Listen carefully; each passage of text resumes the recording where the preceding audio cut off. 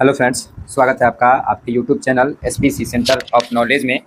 और आज हम लोग 12th क्लास का जो इतिहास है उसके अध्याय 2 के प्रश्न उत्तर को लेकर के उपस्थित हैं। तो चलिए वीडियो को शुरू करते हैं। अगर आप हमारे चैनल पर पहली बार हैं तो चैनल को सब्सक्राइब करके बेल आइकन को प्रेस कर लें, ताकि आपका जो 2024 का बोर्ड एग्ज़ाम है उसमें जितने भी 8 सब्जेक्ट से आपके प्रश्न उत्तर आएंगे उन सभी प्रश्न उत्तरों का लाजवाब आंसर आपके साथ आपका यह चैनल लेकर के उपस्थित रहेगा। तो चलिए हम लोग जो अध्याय 2 है राजा, किसान और नगर, आरंभिक राज्य और अर्थव्यवस्थाएं, उसके सबसे पहले हम लोग लघु उत्तरीय प्रश्नों को सॉल्व करने का प्रयास करेंगे। तो आपका पहला प्रश्न है कि वैदिक सभ्यता किसे कहते हैं। क्या है पहला प्रश्न? तो वैदिक सभ्यता किसे कहते हैं, चलिए इसको जानते हैं। कह रहे हैं कि वैदिक सभ्यता एक ग्रामीण सभ्यता थी जो कि 1500 ईसा पूर्व से लेकर के 600 ईसा पूर्व तक चली। वैदिक काल में ही चारों वेदों की रचना हुई। वैदिक सभ्यता के बाद महाजनपद काल आया। इस समय नए नगरों का विकास हुआ। देखिए यह वैदिक सभ्यता क्या थी? तो वैदिक सभ्यता जो थी यह ग्रामीण सभ्यता से संबंधित है, जिसका अगर कहें तो प्रचलन जो था वह 1500 ईसा पूर्व से लेकर के 600 ईसा पूर्व तक रहा।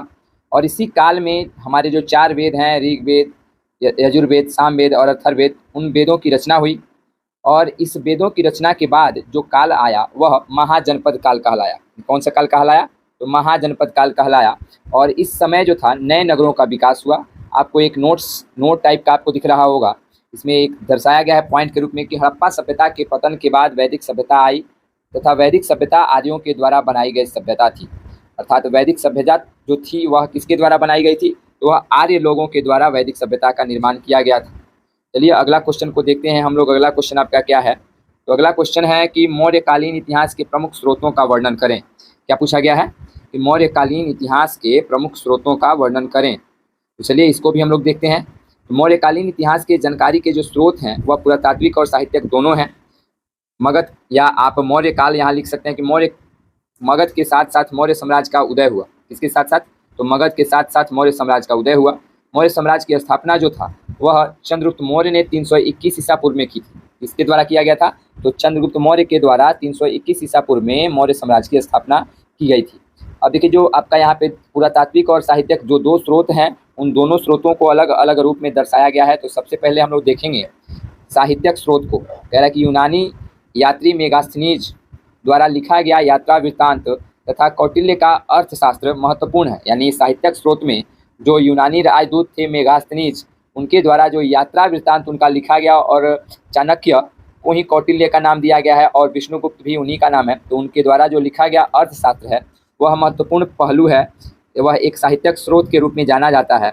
इसके साथ साथ पौराणिक ग्रंथ है, बौद्ध ग्रंथ है, जैन ग्रंथ है। इन सभी ग्रंथों से हमें मौर्य साम्राज्य के अगर कहें तो जानकारी प्राप्त होता है। तो इसलिए यह साहित्यिक स्रोत के अंतर्गत आएगा। अब पुरातात्विक स्रोत क्या है इसको भी देखते हैं। कह रहा है कि इसके अंतर्गत अशोक के अभिलेख महत्वपूर्ण है। अशोक के अभिलेखों से अशोक के विचारों का पता चलता है। इसमें उसके धर्म के प्रकार का भी उल्लेख है।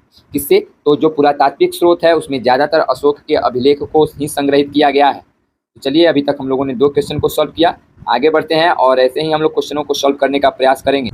चलिए अब हम लोग तीसरा क्वेश्चन को देखते हैं। जो तीसरा नंबर क्वेश्चन है आपका, नंबर 3 क्वेश्चन, स्तंभ लेख क्या है।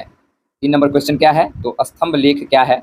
तो इस क्वेश्चन का हम लोग आंसर जो है, उत्तर जो है सॉल्व करेंगे। कह रहा कि स्तंभ लेख साधारणतः आंतरिक प्रदेशों में पाए जाते हैं तथा इनका प्रयोग धर्म प्रचार के उपयोग में लाया गया है। जो निम्नलिखित है, स्तंभ लेख ज़्यादातर अशोक के द्वारा खुदवाए गए थे। तो इसीलिए यहाँ पे लिखा गया कि स्तंभ लेख साधारणतः आंतरिक प्रदेश में पाए जाते हैं तथा इनका प्रयोग जो था धर्म प्रचार के लिए किया गया। किसके लिए किया गया? तो धर्म प्रचार के लिए जो स्तंभ लेख था उसका प्रयोग किया गया। आगे देखते हैं। तो स्तंभ लेख में जो आपका 2-3 पॉइंट्स आता है, वे पॉइंट्स क्या हैं? तो उस पॉइंट्स को भी हम लोग देखने का प्रयास करेंगे। कह रहा है पहला जो है 2 तराई स्तंभ लेख। पहला पॉइंट आपका है 2 तराई स्तंभ लेख जो है। तो कह रहा है कि नेपाल की तराई में स्थित, कहाँ? तो नेपाल की तराई में स्थित इन स्तंभ लेखों में अशोक की बौद्ध तीर्थ स्थानों की यात्राओं का वर्णन है। 2 तराई स्तंभ लेख में अशोक के द्वारा जो बौद्ध तीर्थ स्थानों की यात्रा की गई थी उसका विवरण दिया गया है किस अभिलेख में? तो 2 तराई स्तंभ लेख में। अब हम 4 लघु स्तंभ लेख के बारे में पढ़ेंगे, जो दूसरा इसका पॉइंट्स है। कह रहा है कि इनमें से 2 सारनाथ तथा सांची की लाटों पर स्थित एवं 2 प्रयाग में अंकित है। यानी 4 लघु स्तंभ में जो 2 है वह सारनाथ और सांची में स्थित है, एवं जो 2 स्तंभ लेख है वह प्रयागराज में स्थित है। तो 4 लघु स्तंभ जो हैं ये थे। तीसरा नंबर इसका पॉइंट है कि 7 सप्त स्तंभ लेख, कह रहा है कि ये 7 स्तंभ लेख 6 अलग अलग स्थानों पर पाया गया है, जिनमें से 2 दिल्ली के निकट स्थित है। इनमें धर्म प्रचार के उपायों का वर्णन किया गया है। देखिए यह 7 स्तंभ लेख जो है यह 6 अलग अलग स्थानों पर पाया गया, जो 2 इसमें से जो 2 हैं वह दिल्ली के नज़दीक हैं, बाकी सब अलग अलग जगहों पर स्थित हैं और इनका प्रयोग ज़्यादातर धर्म प्रचार के प्रसार में किया गया था। अगला आपका क्वेश्चन है कि महाजनपद से आप क्या समझते हैं। आपको पहले नंबर क्वेश्चन में आपको देखने को मिला होगा, कह रहा है कि महाजनपद से आप क्या समझते हैं। कह रहा है कि महाजनपद को प्रायः आरंभिक राज्यों, नगरों, लोहे के बढ़ते प्रयोग और सिक्के के विकास के साथ जोड़ा जाता है। क्या बोला गया कि महाजनपद को प्रायः किसके साथ, तो आरंभिक राज्य, नगर, लोहों के बढ़ते प्रयोग, सिक्कों के विकास के साथ जोड़ा जाता है। इसी काल में जैन एवं बौद्ध साहित्य के विभिन्न दार्शनिक विचारधाराओं का जन्म हुआ। जैन और बौद्ध के प्रारंभिक ग्रंथों में इन 16 महाजनपदों का उल्लेख मिलता है। बौद्ध धर्म का जो अंगुत्तर निकाय है उसमें इसके जो है 16 महाजनपदों का वर्णन मिलता है। चलिए आगे बढ़ते हैं हम लोग और 5 नंबर क्वेश्चन को देखते हैं। 5 नंबर क्वेश्चन क्या कह रहा है, तो 5 नंबर क्वेश्चन है कि चंद्रगुप्त मौर्य की उपलब्धियों का संक्षिप्त विवरण दें। यह कई बार आपके बोर्ड एग्जाम में पूछा गया है, तो आशा करेंगे कि यह जो क्वेश्चन है आप बड़ी ही सरलता से समझने का प्रयास करेंगे, क्योंकि 2024 के VBI क्वेश्चन में यह भी क्वेश्चन जो सम्मिलित है। तो कह रहा है कि चंद्रगुप्त मौर्य की उपलब्धियों का संक्षिप्त विवरण दें। चंद्रगुप्त मौर्य का जन्म 345 ईसा पूर्व में क्षत्रिय कुल में हुआ था। कहाँ हुआ था दोस्तों, तो क्षत्रिय कुल में 345 ईसा पूर्व, मगध जो अभी वर्तमान पटना और गया के बीच का क्षेत्र है। कह रहा है कि वे भारत के प्रथम हिंदू सम्राट थे। इन्होंने 321 ईसा पूर्व में मौर्य साम्राज्य की स्थापना अपने गुरु चाणक्य की सहायता से धनानंद को पराजित करके की थी। नंद वंश का अंतिम शासक जो धनानंद थे उनको पराजित करने के तत्पश्चात 321 ईसा पूर्व में चंद्रगुप्त मौर्य ने अपने गुरु चाणक्य की सहायता से मौर्य साम्राज्य की स्थापना की। कह रहा है कि चंद्रगुप्त मौर्य ने मौर्य वंश का विस्तार लगभग संपूर्ण भारत में किया। पश्चिम में काबुल, कंधार, हेरात और हिंदकुश पर्वत से लेकर के पूरब में कामरूप यानी असम तक फैला हुआ है तथा उत्तर में कश्मीर से लेकर दक्षिण में मैसूर तक इसका विस्तार है। तो जो चंद्रगुप्त मौर्य थे उनकी उपलब्धियां काफ़ी विस्तृत रूप में है। तो एक बार और अगर हम थोड़ा सा अगर जानने का प्रयास करें तो चंद्रगुप्त मौर्य का जन्म 345 ईसा पूर्व में क्षत्रिय कुल में हुआ। यह हिंदू सम्राट जो प्रथम माने गए थे उनके रूप में जाने जाते हैं। इन्होंने मौर्य साम्राज्य की स्थापना 321 ईस्वी में ईसा पूर्व में किया और किसको हराने के बाद, तो धनानंद को हराने के बाद जो नंद वंश का अंतिम शासक था। और किनकी सहायता से, तो यह अपने गुरु चाणक्य की सहायता से धनानंद को हराए अर्थात पराजित किए और मौर्य साम्राज्य की स्थापना की। इसके साथ साथ इनका अगर विस्तार के बारे में जानने का प्रयास करेंगे तो अफगानिस्तान से लेकर के पूरब में असम तक और उत्तर में कश्मीर से लेकर के दक्षिण में मैसूर तक इनका पूरा का पूरा चंद्रगुप्त मौर्य का जो विस्तार क्षेत्र था यहाँ तक फैला हुआ था। तो चलिए अब हम लोग क्वेश्चन नंबर 5 तो हम लोग देख चुके। अब 6 नंबर क्वेश्चन जो आपका है, अशोक के ऊपर कलिंग युद्ध का क्या प्रभाव पड़ा। क्या क्वेश्चन पूछा गया है कि अशोक के ऊपर कलिंग युद्ध का क्या प्रभाव पड़ा। यह जो क्वेश्चन है आपके बोर्ड एग्जाम में कई बार आया है। तो चलिए कह रहा है कि अशोक के राज्यरोहण के 8 वर्ष पश्चात, कितने वर्ष पश्चात, 8 वर्ष पश्चात अर्थात 261 ईसा पूर्व में अशोक का कलिंग से युद्ध हुआ। कलिंग जो अभी वर्तमान उड़ीसा में पड़ता है, वहाँ यह जाकर के युद्ध करते हैं अशोक की सेना जो थी अधिक शक्तिशाली थी। कलिंग के शासक ने भी इनकी अगर कहें तो अशोक की सामना बड़ी वीरता से किया, लेकिन ज़्यादा लंबे समय तक युद्ध चलने के कारण वह पराजित हो गए तथा जो इनकी अधिक से अधिक सैनिक थे वह बंदी बना लिए गए और कई लाख लोग जो थे वह अगर कहें तो भय के डर से उनकी मृत्यु हो गई। तो हम एक बार और इसको रिपीट करने का प्रयास करेंगे। कह रहा है कि अशोक के राज्यरोहण के 8 वर्ष पश्चात 261 ईसा पूर्व में अशोक का कलिंग से युद्ध हुआ। अशोक की सेना अधिक शक्तिशाली थी। कलिंग के शासक ने भी वीरता से अशोक का सामना किया, किंतु लंबे युद्ध के बाद वह पराजित हो गए। अधिक से अधिक सैनिकों को बंदी बना लिया गया तथा कई लाख लोगों की भय से मृत्यु हो गई।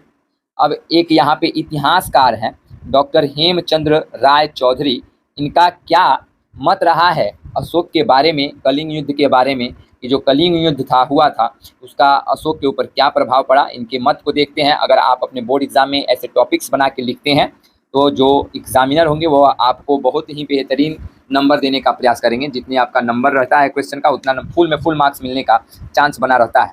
कह रहे हैं हेमचंद्र राय चौधरी जो है, इनके अनुसार कह रहे हैं कि मगध का सम्राट बनने के बाद अशोक का यह प्रथम और अंतिम युद्ध था। इस युद्ध ने अशोक के जीवन के अभूतपूर्व परिवर्तन किया। इसके साथ ही उसने अपनी प्रतिज्ञा की कि वह अपनी कभी भी शस्त्र का प्रयोग नहीं करेगा और शास्त्र के अनुसार प्रशासन यानी शासन चलाएगा। देखिए, जो कलिंग युद्ध था उसका अगर कहें तो अशोक के ऊपर काफ़ी ज़्यादा प्रभाव पड़ा। अशोक का यह राज्यारोहण के बाद जो था प्रथम और अंतिम युद्ध था और इस युद्ध ने अशोक के जीवन में अभूतपूर्व यानी कुछ खास परिवर्तन किया।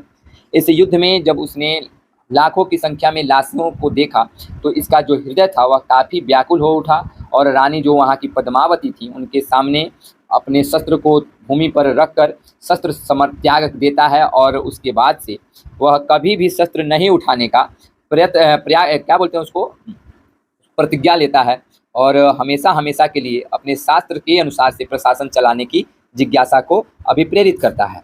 चलिए हम लोग ऐसे ही आगे बढ़ते चलते हैं और जो आपका 7 नंबर क्वेश्चन है, अशोक के धर्म की मुख्य विशेषताएं क्या थी। अर्थात अशोक के द्वारा जो धर्म चलाया गया, जो प्रचार किया गया धर्म के बारे में, क्योंकि अशोक जो था वह बौद्ध धर्म को मानने वाला व्यक्ति बन गया। बाद में कलिंग युद्ध के बाद जो था अशोक बौद्ध धर्म को मानना शुरू किया। उसकी उस धर्म के अनुसार मुख्य विशेषताएं क्या थी। कह रहा है कि अशोक का धर्म एक नैतिक नियम या सामान्य विचार संहिता थी। इसकी मुख्य विशेषताएं जो थी वह निम्न है।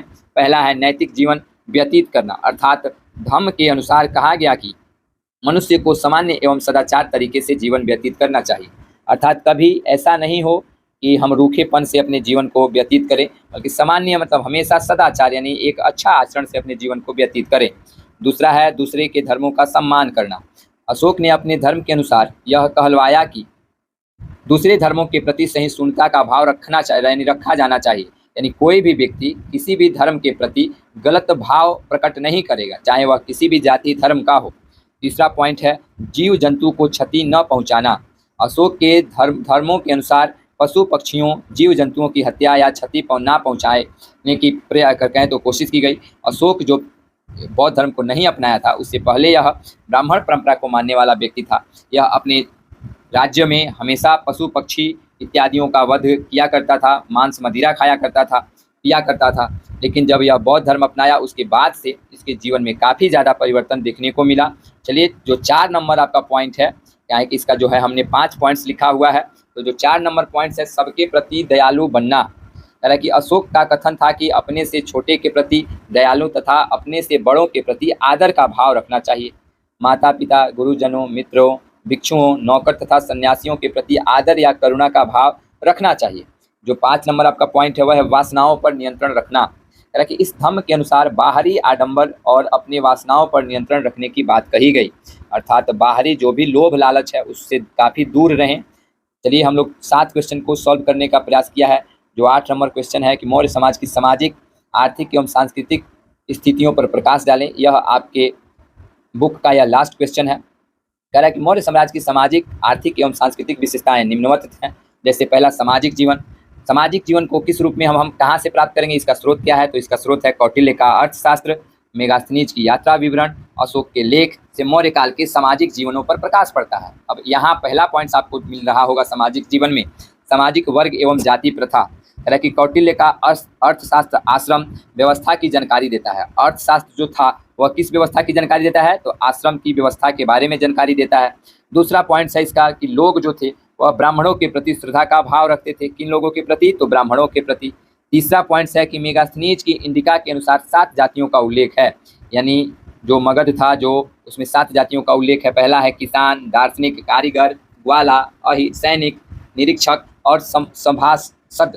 ये जो 7 जातियाँ थीं यह इंडिका के अनुसार हमें देखने को मिलता है।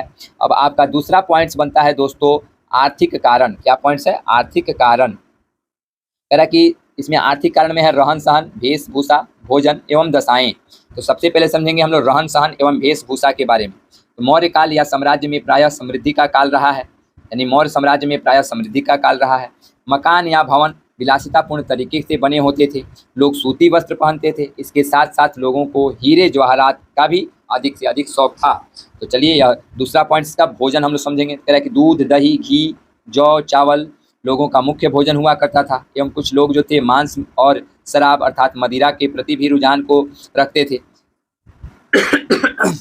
जो तीसरा पॉइंट है आपका, तीसरा पॉइंट है दशा। यहाँ पे आपको देखने को मिलेगा गलत 10 हो गया है, लेकिन दशा होना चाहिए, यानी जो वहाँ की स्थिति थी, वहाँ पे महिलाओं की स्थिति उसमें क्या थी, तो कह रहे स्वतंत्रता एवं समानता लोगों को प्राप्त थी, अर्थात महिला और पुरुष दोनों कंधे से कंधे मिलाकर काम किया करते थे। स्त्रियों को पुनर्विवाह तथा तलाक की भी अनुमति थी। इसके साथ साथ स्त्रियों को धार्मिक कार्यों में अपने पति के साथ संलग्न रहने की भी अनुमति थी।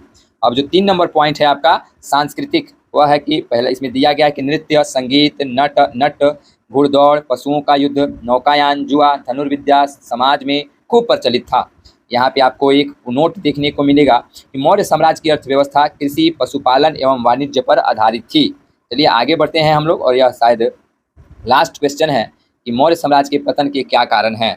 तो मौर्य साम्राज्य के पतन के निम्नलिखित कारण हैं। पहला है निर्बल एवं अयोग्य उत्तराधिकारी, अर्थात मौर्य साम्राज्य जिसका नींव जो था चंद्रगुप्त मौर्य सम्राट के द्वारा रखी गई, उसमें अशोक जैसे महान राजा हुए, लेकिन इन दोनों के मृत्यु के तत्पश्चात इनके जो वंशज थे अयोग्य साबित होते गए, अर्थात उनकी जो पकड़ थी अपने राज्य पे बड़ी कम थी, जिसके कारण मौर्य साम्राज्य धीरे धीरे बिखरता चला गया।